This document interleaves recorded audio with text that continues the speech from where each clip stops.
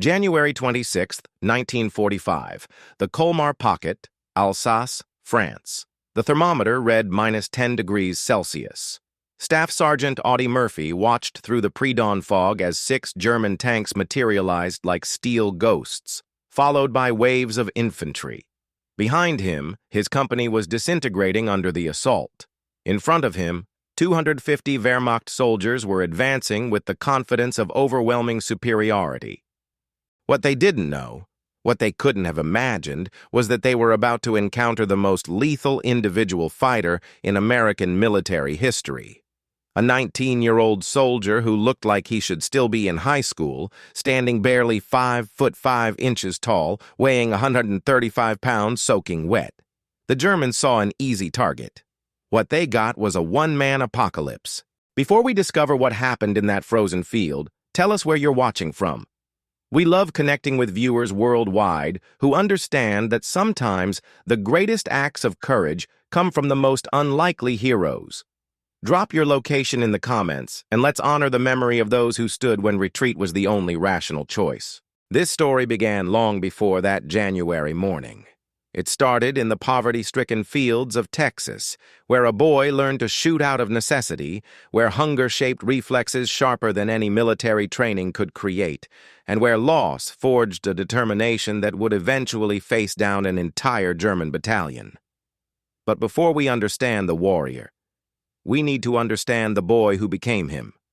And that journey starts in a place where survival itself was an act of daily heroism.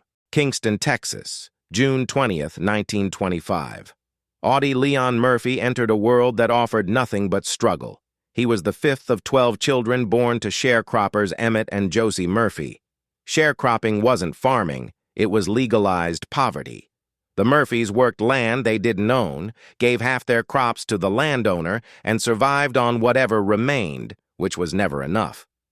The Murphy family moved constantly, evicted when Emmett couldn't pay rent, following promises of work that never materialized into prosperity. They lived in a succession of shacks without electricity, without running water, without hope of anything better. During the Depression, Hunt County, Texas wasn't just poor, it was biblical-level destitution that broke families and killed dreams. Audie was a sickly child. Malaria kept him bedridden for weeks at a time. Malnutrition stunted his growth. He wore clothes made from flour sacks, shared shoes with his siblings, and went to bed hungry more nights than not. This wasn't the romanticized poverty of movies. This was the grinding, soul-destroying kind that killed children quietly and left survivors permanently scarred. By age 5, Audie learned to hunt. Not for sport, for survival.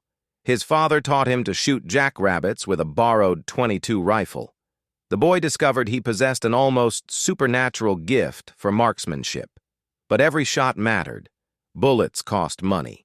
Missing meant his younger siblings went hungry. The pressure created a shooter who couldn't afford to miss, and didn't. By age 8, Audie could drop a squirrel at 100 yards, threading the bullet through the eye socket to avoid damaging the meat. This precision wasn't talent nurtured, it was necessity weaponized. Each animal he killed represented calories. Each shot wasted represented failure. The mathematics of survival made him perfect. The Murphy family's fragile stability, such as it was, shattered in 1936 when Audie was 11. His father simply walked away one morning and never returned. Emmett Murphy abandoned his wife and 12 children without explanation, without remorse, without looking back. Josie Murphy was left alone with a dozen mouths to feed and no means of support. Audie dropped out of school after 5th grade. Education was a luxury his family couldn't afford. He picked cotton for 50 cents per 100 pounds. On brutal 14-hour days, he could pick 300 pounds, earning $150. That money meant the difference between eating and starving. At 11 years old, Audie Murphy became his family's primary breadwinner. The harshest blow came in 1941.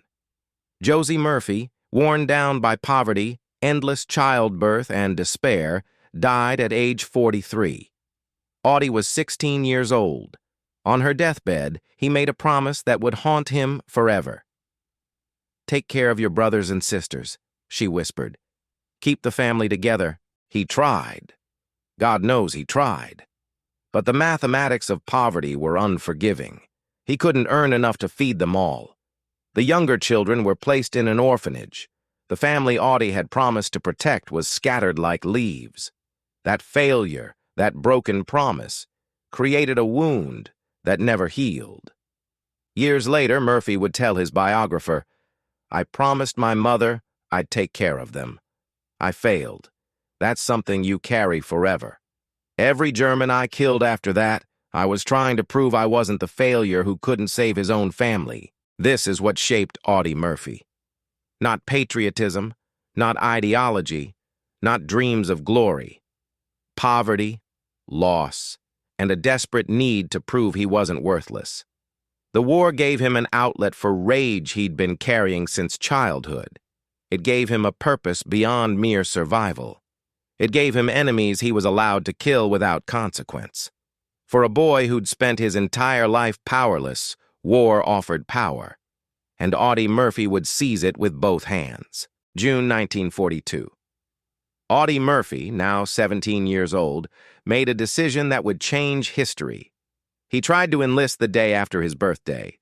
The Marine Corps recruiter looked at the 5'5", 110-pound kid and laughed him out of the office. "Come back when you've grown some, son." The paratroopers rejected him for being underweight and too short. The Navy wouldn't take him because his eyesight didn't meet their standards.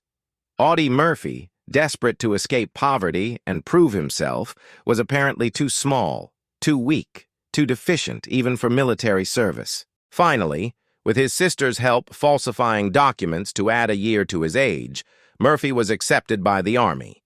He weighed 112 pounds at induction, barely meeting the minimum requirement. The recruiting sergeant, looking at this slight, baby-faced teenager, must have wondered if he'd survive basic training, let alone combat. What that sergeant couldn't see was what poverty and loss had forged inside this Texas farm boy. Audie Murphy had been fighting for survival since he could walk. He'd been responsible for feeding his family since age 11. He'd watched his mother die and his family disintegrate despite his best efforts. The depression had killed something human in him and replaced it with cold, calculating determination. He wasn't joining the Army to serve his country. He was joining because war offered something his life never had, a chance to matter. Fort Wolters, Texas. Basic training revealed Murphy's natural gifts immediately. On the rifle range, he qualified expert marksman with perfect scores that shocked his instructors. Years of hunting had created reflexes and accuracy that military training couldn't improve. While other recruits struggled with marksmanship fundamentals, Murphy was threading bullets through targets at 300 yards like it was nothing. But his instructors noticed something else, something that would have concerned them if they'd understood what they were seeing. Murphy displayed abnormally low fear response. Not the false bravado of young men pretending to be tough, genuine emotional flatness when facing danger. A training officer wrote in his evaluation, "Pivot Murphy displays unusual combat aptitude. Physiological evaluation suggests abnormally low fear response. Recommend close observation in combat environment." What they were seeing was dissociation, the psychological adaptation of someone who'd experienced trauma so severe that normal fear responses had been damaged. Murphy wasn't brave. He was broken in ways that made him perfect for war. In early 1943, Murphy shipped overseas with Company B, 15th Infantry Regiment, 3rd Infantry Division. The Audie Murphy of legend didn't exist yet. He was a scared kid from Texas who'd never been 50 miles from home, who'd never seen an ocean, who'd never imagined he'd be sailing to Africa to kill people he'd never met for reasons he didn't fully understand. July 10th, 1943. Operation Husky, the invasion of Sicily. Murphy's baptism of fire came on those beaches, and it revealed everything. While other soldiers froze, panicked, or broke under the terror of amphibious assault, Murphy moved forward methodically. He found cover. He identified threats. He began shooting. His response to combat was almost clinical. The Germans were just bigger game than Texas rabbits. The tactics were the same: identify target, calculate range, account for wind, squeeze trigger, confirm kill, move to next target. The fact that these targets shot back was merely an additional variable to factor into the equation. His first confirmed kills came during the advance on Palermo. A German machine gun nest pinned down his platoon. Murphy, without orders, crawled 200 yards through a wheat field, positioned himself 75 yards from the German position, and killed both gunners with 2 shots. 2 bullets, 2 Germans, 2 problems solved. His squad leader recommended him for promotion to private first class. Murphy was 18 years old and had been in combat for 6 weeks. More importantly, he'd discovered something about himself. He was good at killing. Very good. And unlike most soldiers who found killing traumatizing, Murphy felt nothing. No guilt, no remorse, no hesitation, just cold satisfaction at problems eliminated. The Italian campaign became Murphy's education in systematic warfare. Salerno, Naples, Anzio, Rome. Each battle stripped away whatever remained of the civilian boy from Texas. By the time Company B fought through the Rapido River crossing in January 1944, Murphy had killed dozens of enemy soldiers and watched most of his friends die around him. The emotional detachment that had worried his training officers became absolute. Murphy stopped forming attachments, stopped learning new soldiers' names. They were temporary, expendable, already dead. Only their bodies hadn't realized it yet.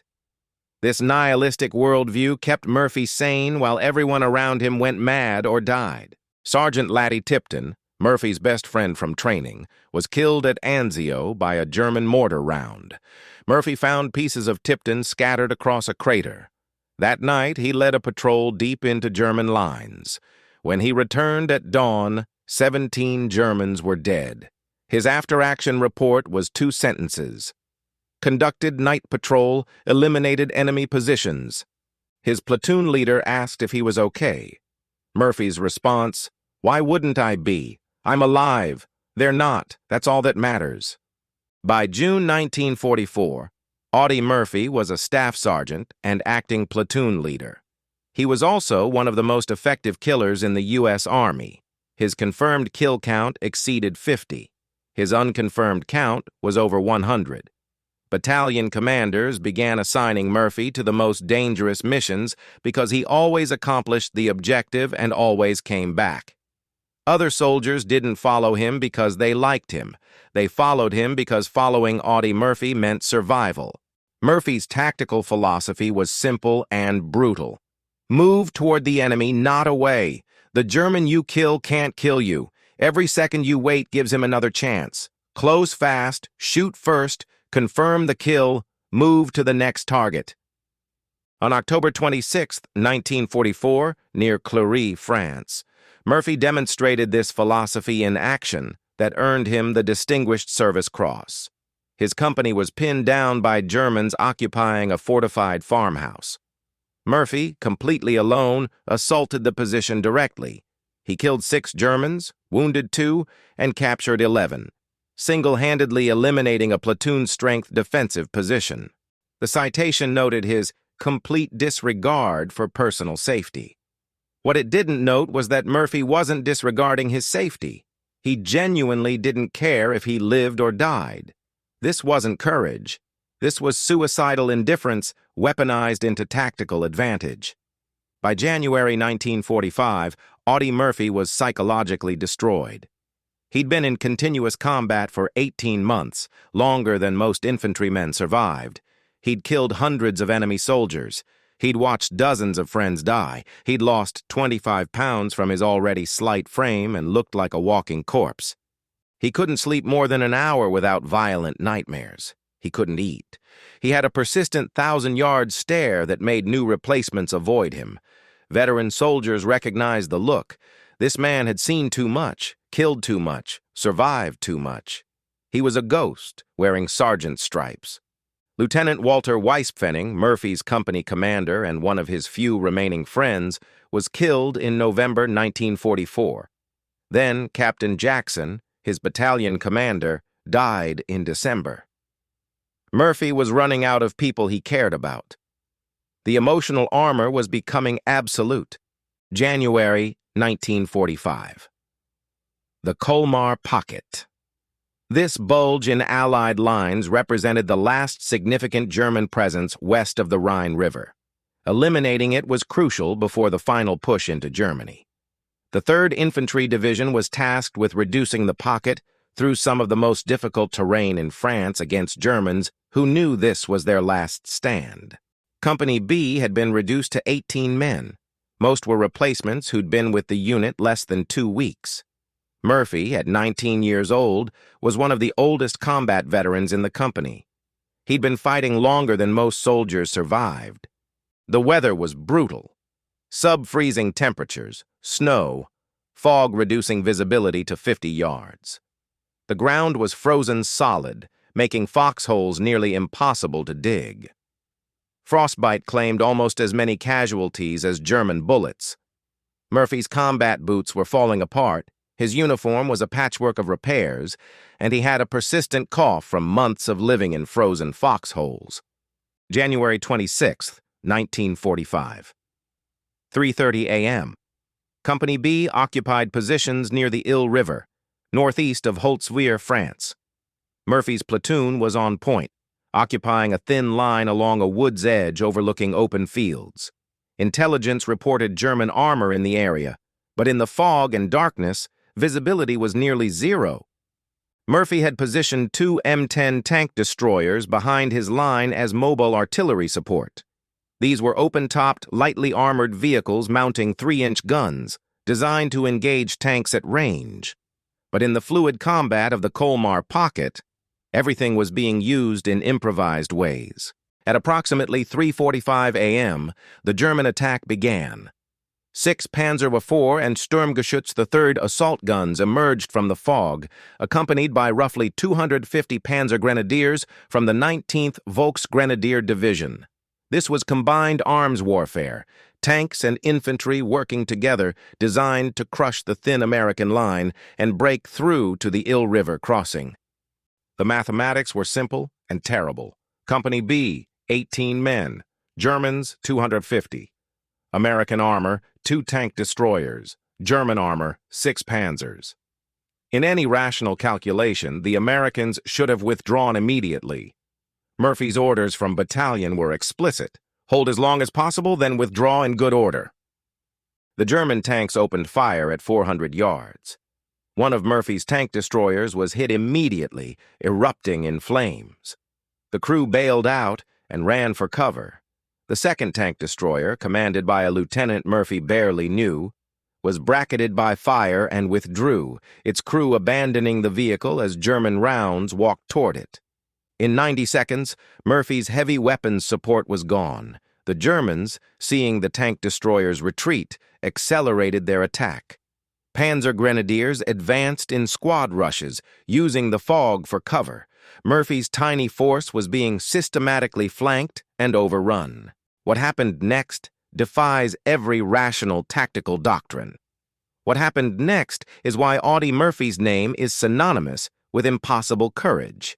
Murphy ordered his men to fall back to secondary positions in the woods. He would cover their retreat. As his soldiers withdrew, Murphy ran forward toward the advancing Germans, toward the burning M10 tank destroyer that had been abandoned minutes earlier. The M10 was fully engulfed in flames. Its ammunition storage contained hundreds of rounds that could cook off and explode at any moment. Smoke poured from the engine compartment. The vehicle was a death trap that rational humans avoided. Murphy climbed onto it and positioned himself behind the .50 caliber machine gun mounted on the turret ring. Private Anthony Abramsky, watching from the woodline, would later testify, "I thought the lieutenant had lost his mind. The TD was burning. You could see flames coming from inside. He just climbed up there like it was nothing and started shooting." Murphy checked that the machine gun was loaded and operational. Then he grabbed the tank destroyer's radio handset, which somehow still worked despite the vehicle burning around him, and began calling artillery corrections to Battalion Fire Direction Center. His voice on the recorded transmission was calm, almost bored. Fire mission. Grid coordinates 234-876. Enemy infantry and armor advancing. Mixed HE and white phosphorus. Fire for effect. Then Audie Murphy, alone on a burning tank destroyer, opened fire on 250 German soldiers and 6 panzers. And the mathematics of war inverted. Suddenly, the Germans weren't the overwhelming force. They were targets in an open field facing a machine gun that never stopped firing. The 50 caliber M2 Browning machine gun is one of the most devastating weapons ever created. It fires a half-inch diameter bullet at 2,900 feet per second. Each round weighs 4 ounces and can penetrate light armor, concrete, and essentially any material humans use for cover. The cyclic rate is 450-550 rounds per minute. Murphy could put 9 bullets downrange every second. The M10 carried approximately 1,000 rounds of 50 caliber ammunition in ready boxes. Mixed ammunition. Every 5th round was a tracer that left a visible smoke trail, allowing the shooter to walk fire onto targets. The convergence pattern at 100 to 200 yards created a cone of destruction roughly 6 feet wide, where anything caught in that zone ceased to exist. Murphy had fired 50 caliber machine guns before, but never in combat, never under these circumstances. The weapon's recoil, approximately 150 pounds of force per second during sustained fire, hammered his slight frame. The heat from the weapon combined with heat from the burning tank destroyer made the gun almost too hot to touch. Smoke from the fire reduced his visibility to momentary windows through the fog. None of this mattered. Audie Murphy had been shooting to survive since he was 5 years old. This was just another hunt. His first burst caught a squad of Panzer Grenadiers advancing through an irrigation ditch at approximately 150 yards. The 50 caliber rounds didn't wound, they destroyed. Bodies came apart. Survivors scattered, seeking cover that didn't exist in the open fields. A German tank recognized the threat, traversed its turret toward Murphy's position, and fired. The round missed by 20 feet, impacting frozen ground and sending up a geyser of dirt. Murphy corrected his aim and raked the tank's vision slits with machine gun fire, forcing the commander to button up and fight blind. What made Murphy's defense so devastatingly effective wasn't just marksmanship. It was tactical brilliance operating at superhuman speed. He understood that he couldn't kill 250 soldiers, but he could make them believe that advancing meant certain death. He fired in controlled bursts, creating kill zones that Germans had to cross. He concentrated fire on leadership, on NCOs trying to organize the attack. He engaged targets at maximum effective range, making the Germans think there were multiple machine gun positions. Throughout this, Murphy was simultaneously directing American artillery via the tank destroyer's radio. He was calling coordinates, observing impacts, making corrections, all while firing the machine gun and avoiding German return fire from 3 sides. The cognitive load of processing multiple simultaneous tactical problems while under direct fire from 250 enemy soldiers would overwhelm most humans. Murphy did it for an hour. At approximately 4:15 a.m., German tanks moved to within 100 yards of Murphy's position, close enough that he could see individual tank commanders in their cupolas. Murphy shifted fire from infantry to tanks, raking visible crew positions and forcing tankers to button up. Blinded, the German armor couldn't advance without risking running over their own infantry. The Panzer Grenadiers tried everything: frontal assaults that Murphy massacred with enfilade fire, flanking movements he detected and engaged before they could close. They deployed smoke that wind cleared before it masked their approach. Every tactic failed against Murphy's perfect positioning, endless ammunition, and absolutely lethal marksmanship. German casualties mounted horrifically. The snow-covered fields became littered with bodies and wounded soldiers trying to crawl back to German lines. Medics attempting rescues were fired upon. This violated Geneva Conventions, but Murphy had watched Germans shoot American medics during the Italian campaign. This wasn't war. This was reciprocal atrocity. At 4:30 a.m., the burning M10's ammunition began cooking off. Rounds stored in the vehicle started exploding randomly, sending shrapnel flying. Any sane person would have abandoned the position immediately. Murphy adjusted his stance and continued firing like he didn't notice he was standing on an active bomb. Company B soldiers, watching from 200 yards away, were certain they were witnessing their lieutenant's elaborate suicide. Several tried to reach him. Murphy ordered them back, threatening to shoot anyone who left cover. The radio transmissions between Murphy and battalion fire direction, recorded and preserved, reveal his mental state. His voice remained calm as he called corrections. Drop 50, fire for effect. Enemy infantry grid 234876, need he immediate.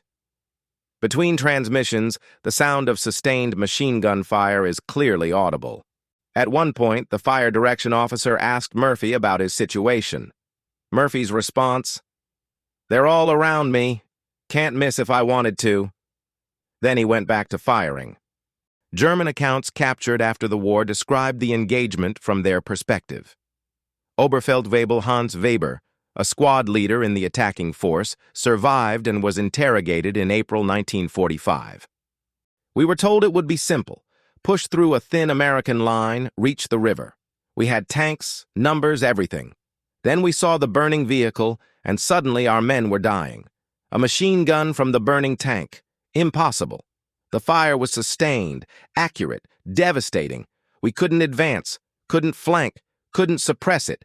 Our officers ordered repeated assaults. We couldn't reach the gun. The American firing it was either insane or immortal. I believe both." Another German soldier, whose identity remains unknown, wrote in a letter found on his body weeks later, "We attacked an American position today. There was only one man, one gun. He killed us by the dozens. Our officers kept ordering us forward. To what? To die? I watched my friends torn apart by that machine gun. The sound haunts me, mechanical, rhythmic, never stopping, like death itself had learned to shoot. We finally retreated. I'm ashamed we ran, but more ashamed we were ordered to die pointlessly against something unstoppable." The German Battalion After Action report, captured in March 1945, noted, "Attack on American positions near Holzwihr resulted in estimated 50 casualties from single machine gun position. Inability to suppress or flank defensive position resulted in mission failure. Unit morale severely impacted. Recommend avoiding direct assault on fortified American positions without overwhelming artillery preparation." What the Germans didn't know, what they couldn't have known, was that Murphy's position wasn't fortified. It was burning. The only thing protecting him was their inability to believe one man could be that lethal, that determined, that insane. At approximately 4:50 a.m., after nearly an hour of continuous combat, the German attack collapsed. The Panzer Grenadiers, having lost an estimated 50 killed and wounded with nothing to show for it, withdrew. The tanks, unable to advance without infantry support and taking constant harassment from American artillery Murphy was directing, retreated into the fog. Audie Murphy, still standing on the burning M10, fired his last belt of ammunition at the retreating Germans. Then he climbed down from the tank destroyer, walked back to Company B's position in the wood line, and promptly collapsed. Medics discovered he'd been wounded in the leg by shrapnel at some point during the engagement and hadn't noticed. His boots were smoldering from standing on the burning vehicle for an hour. He was deaf from sustained machine gun fire and wouldn't fully regain his hearing for 3 days. His hands were severely burned from the machine gun's barrel and receiver mechanism. His face was blackened with smoke and powder residue. He was shaking uncontrollably, though whether from cold, adrenaline crash, or psychological trauma was unclear. He refused evacuation, had his wounds bandaged, and was back on the line that afternoon. The battlefield told the story Murphy wouldn't.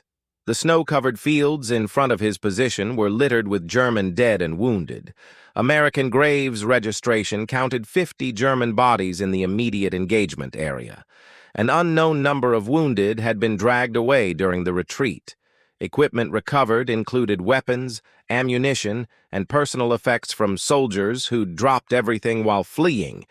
The M10 tank destroyer burned for 6 more hours before the ammunition was fully consumed and the fire could be extinguished. Investigation revealed Murphy had been standing on a vehicle containing over 200 rounds of 3-inch cannon ammunition and thousands of .50 caliber rounds, any of which could have detonated and vaporized him instantly. Lieutenant Colonel Keith Ware, battalion commander, witnessed Murphy's action from a forward observation post. His recommendation for Murphy's Medal of Honor was submitted that evening.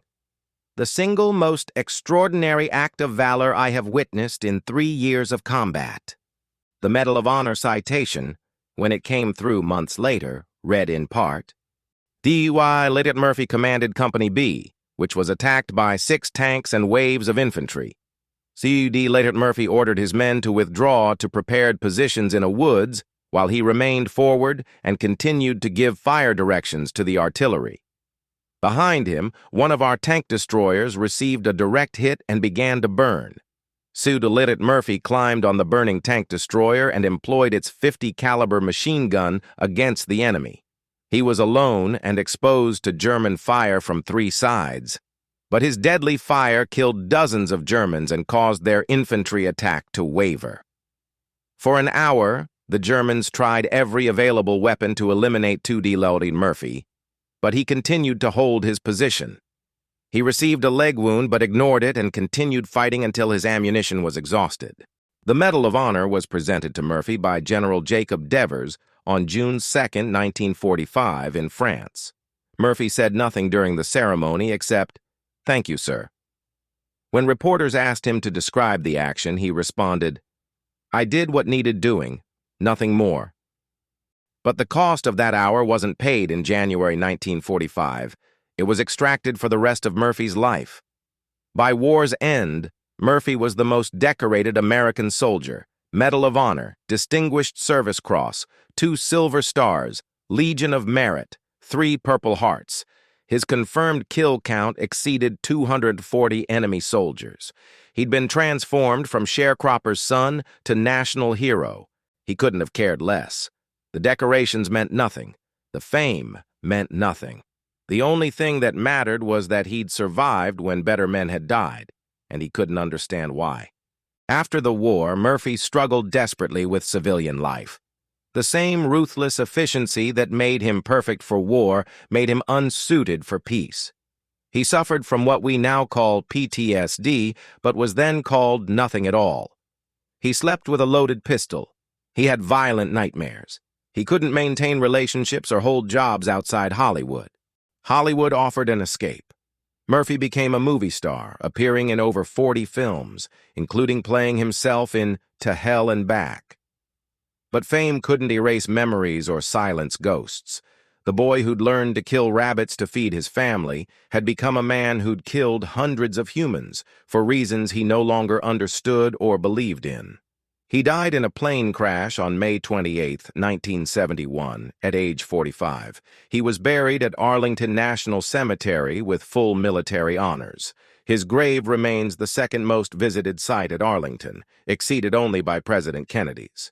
The hour Audie Murphy spent on that burning tank destroyer in January 1945 represented something beyond tactical success or individual heroism. It was the crystallization of everything war does to human beings, the extraordinary courage it evokes, and the terrible price it extracts. 250 German soldiers faced 1 American that morning. 50 never went home. The rest retreated in terror from a 19-year-old kid from Texas who'd learned to shoot rabbits to feed his siblings and learned to kill humans to honor the mother he couldn't save. The legend of Audie Murphy isn't about glory. It's about what humans become when survival demands the impossible. It's about the price paid for transforming children into weapons. It's about an hour of sustained madness when one soldier held the line because someone had to, and he was the only one willing to die doing it. The Germans called him Der Todesengel, the angel of death. They were right, but not how they thought. Murphy wasn't death's angel. He was death's victim, one who survived long enough to deliver death to others before it claimed him 26 years later in the Virginia mountains. The .50 caliber machine gun Murphy used that morning was recovered from the burned tank destroyer and eventually placed in a museum. You can still see it at the National Infantry Museum at Fort Moore, Georgia, a piece of metal that witnessed the impossible. 50 dead Germans, 1 Medal of Honor, 1 destroyed soul, 1 legend that will outlive everyone who witnessed it.